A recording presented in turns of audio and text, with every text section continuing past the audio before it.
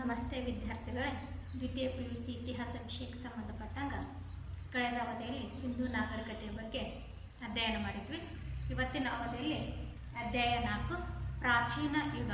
ಇದರಲ್ಲಿ ವೈದಿಕ ಸಂಸ್ಕೃತಿ ಅಂದರೆ ಈ ವೇದಗಳನ್ನು ಅಥವಾ ಯಾರ ರಚನೆ ಮಾಡಿದರು, ಯಾವ ದೇಶದಿಂದ ಅಥವಾ ಯಾವ ಭಾಗದಿಂದ ವಲಸೆ ಬಂದಂತಹ ಜನ ಭಾರತದಲ್ಲಿ ಯಾವ ರೀತಿಯಾಗಿ ಏನಪ್ಪ ಅಂದ್ರೆ ವಿರೋಧ ಇದ್ದರೂ ಕೂಡ ಅವರು ತಮ್ಮದೇ ಆದಂಥ ನೆಲೆಯನ್ನು ಕಂಡುಕೊಳ್ಳುವುದರ ಮೂಲಕ ಭಾರತದಲ್ಲಿ ಒಂದು ವಿಶಿಷ್ಟವಾದಂಥ ಸುಸಂಸ್ಕೃತ ಏನಪ್ಪ ಅಂದ್ರೆ ಒಂದು ಸಂಸ್ಕೃತಿಯನ್ನು ಇಡೀ ಜಗತ್ತಿಗೆ ಕಾಣಿಕೆಯಾಗಿ ಕೊಟ್ಟಂತಹ ಆರ್ಯರ ಜೀವನದ ಬಗ್ಗೆ ನಾವಿಲ್ಲಿ ತಿಳ್ಕೊಳ್ತೀವಿ. ನೋಡ್ರಿ, ಮೊದಲನೇದಾಗಿ ಪೀಠಿಕೆ ಅಂತ ನಾವು ತೆಗೆದುಕೊಂಡಾಗ ಭಾರತ ಅನ್ನೋದು ಒಂದು ಉಪಖಂಡ ಅಂತ ಹೇಳಿ ನಾವು 1ನೇ ಅಧ್ಯಾಯದಾಗ ತಿಳ್ಕೊಂಡಿದ್ವಿ, ಆ ಥರ ಅಭ್ಯಾಸ ಮಾಡಿ. ನೋಡ್ರಿ, ಈ ಭಾರತ ಎನ್ನುವಂಥ ಒಂದು ಉಪಖಂಡದಲ್ಲಿ ನೋಡ್ರಿ ಭಾರತದ ಮೊಟ್ಟ ಮೊದಲ ನಾಗರಿಕತೆ ಯಾವುದಪ್ಪ ಅಂದ್ರೆ ಸಿಂಧೂ ನಾಗರಿಕತೆ. ಈ ಸಿಂಧೂ ನಾಗರಿಕತೆಯ ನಂತರ ಭಾರತದಲ್ಲಿ ಮತ್ತೊಂದು ವಿಭಿನ್ನ ನಾಗರಿಕತೆ ಏನಪ್ಪ ಅಂದ್ರೆ ಕಂಡು ಬಂತು ಅಥವಾ ಮೂಡಿ ಬಂತು ಅಥವಾ ಏನಪ್ಪ ಅಂದ್ರೆ ಬೆಳಕಿಗೆ ಬಂತು ಅನ್ನೋದನ್ನು ನಾವಿಲ್ಲಿ ಗಮನಿಸ್ಬೇಕು. ಯಾಕಪ್ಪ ಅಂದ್ರೆ ಆರ್ಯರ ಜೀವನವನ್ನು ಕೂಡ ನಾವು ಆರ್ಯರ ನಾಗರಿಕತೆ ಅಥವಾ ಆರ್ಯರ ಸಂಸ್ಕೃತಿ ಅಂತ ಕೂಡ ಕರೀತೀವಿ. ಆದ್ದರಿಂದ ಈ ಆರ್ಯರು ಭಾರತದಲ್ಲಿ ತಮ್ಮದೇ ಆದಂಥ ಒಂದು ವಿಭಿನ್ನವಾದಂಥ ಸಂಸ್ಕೃತಿಯನ್ನು ಭಾರತಕ್ಕೆ ಪರಿಚಯಿಸುವುದರ ಜೊತೆಗೆ ಏನಪ್ಪ ಅಂದ್ರೆ ತಮ್ಮದೇ ಆದಂಥ ಒಂದು ಹೊಸ ನಾಗರಿಕತೆಯನ್ನು ಪರಿಚಯಿಸಿದರು. ಆದ್ದರಿಂದ ನೋಡ್ರಿ, ಇದು ಭಾರತದ ಪ್ರಾಚೀನ ಏನಪ್ಪ ಅಂದ್ರೆ ನಾಗರಿಕತೆಗಳಲ್ಲಿ ಆರ್ಯರ ನಾಗರಿಕತೆ ಕೂಡ ಒಂದು ಅನ್ನೋದನ್ನು ನಾವಿಲ್ಲಿ ಗಮನಿಸ್ಬೋದು. ಆದ್ದರಿಂದ ಇದನ್ನ ವೈದಿಕ ಸಂಸ್ಕೃತಿಯನ್ನ ಆರ್ಯರ ನಾಗರಿಕತೆ ಅಂತಲೂ ಕೂಡ ಕರಿತೀವಿ ಅನ್ನೋದನ್ನು ನಾವಿಲ್ಲಿ ಗಮನಿಸ್ಬೋದು. ಕಾರಣ ಏನು?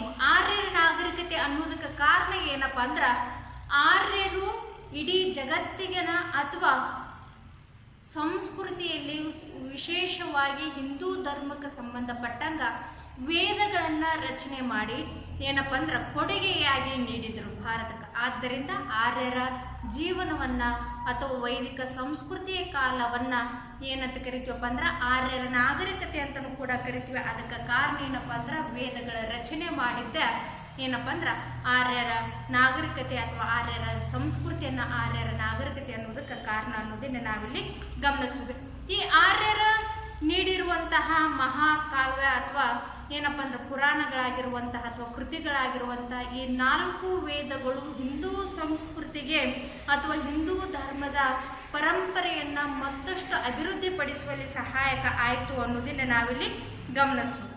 ನೋಡ್ರಿ, ಇನ್ನು ಆರ್ಯರ ಮೂಲದ ಬಗ್ಗೆ ಅಂತ ನಾವು ತೆಗೆದುಕೊಂಡಾಗ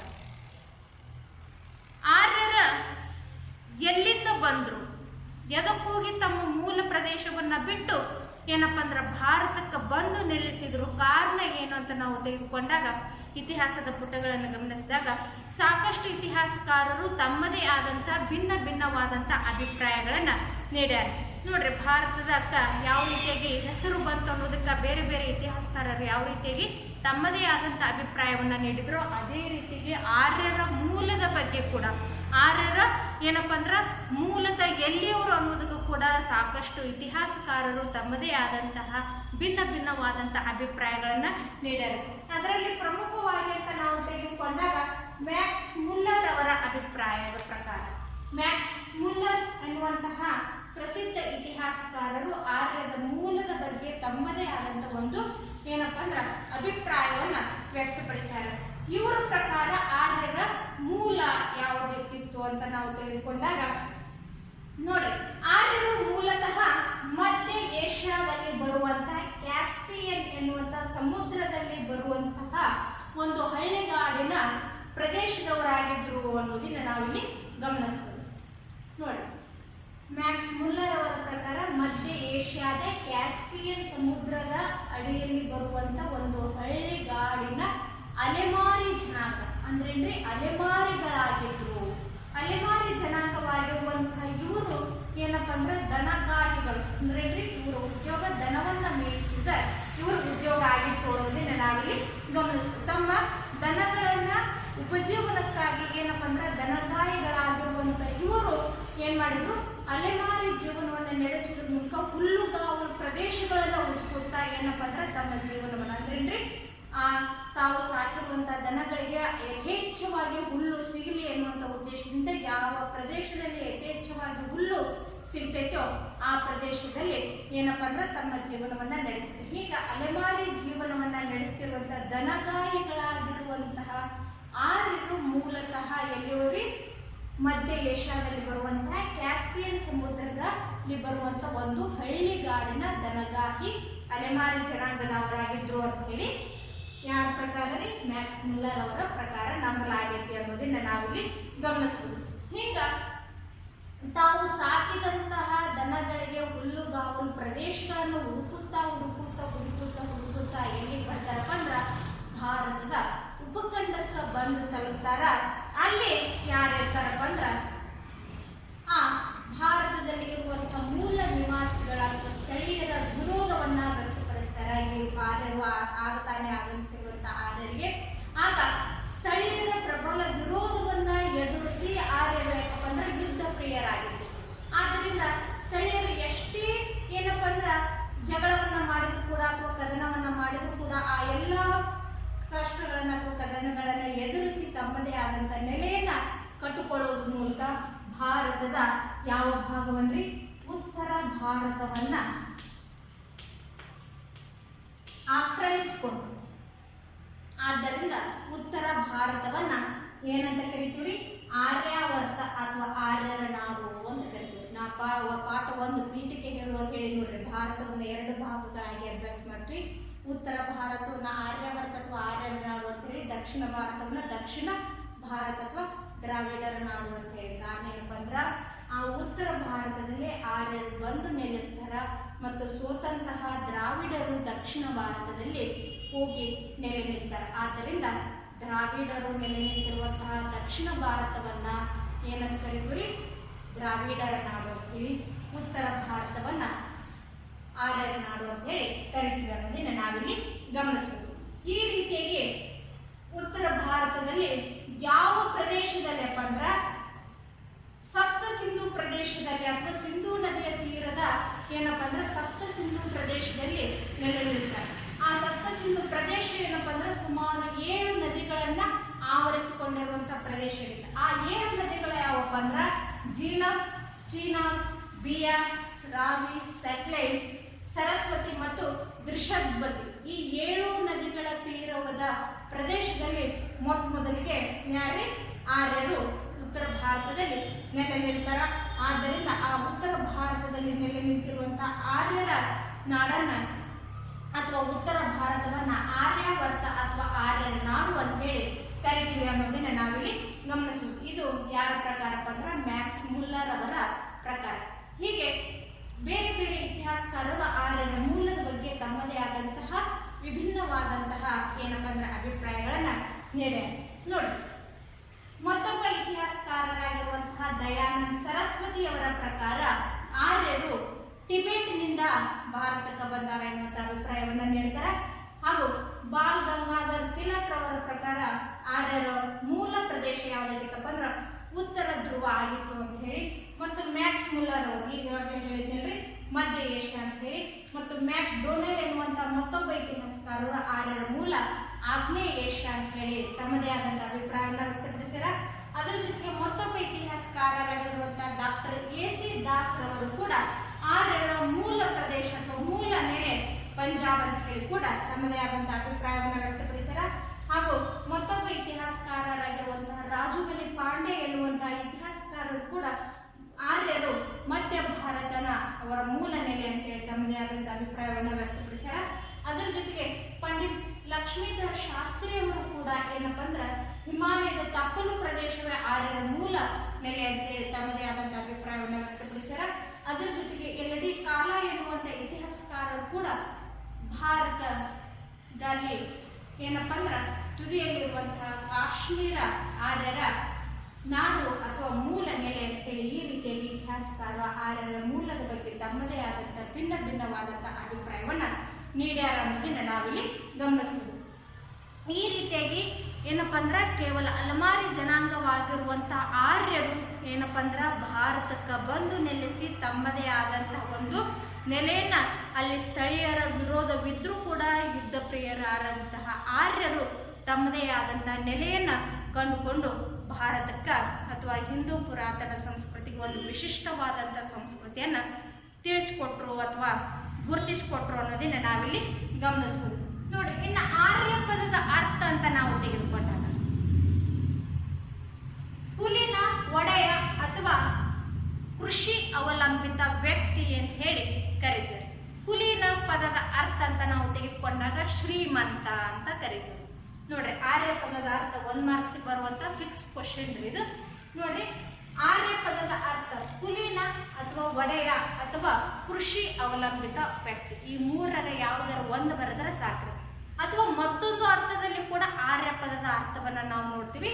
ಏನಪ್ಪ ಅಂದ್ರ ಶ್ರೇಷ್ಠ ಅಥವಾ ಸುಸಂಸ್ಕೃತ ಉಳ್ಳ ವಿಚಾರಯುತ ಜನ. ಸುಸಂಸ್ಕೃತ ಅಂದ್ರೆ ಒಂದು ಒಳ್ಳೆಯ ಸಂಸ್ಕೃತಿಯುಳ್ಳಂತಹ ಜನರ ಏನಪ್ಪ ಅಂದ್ರ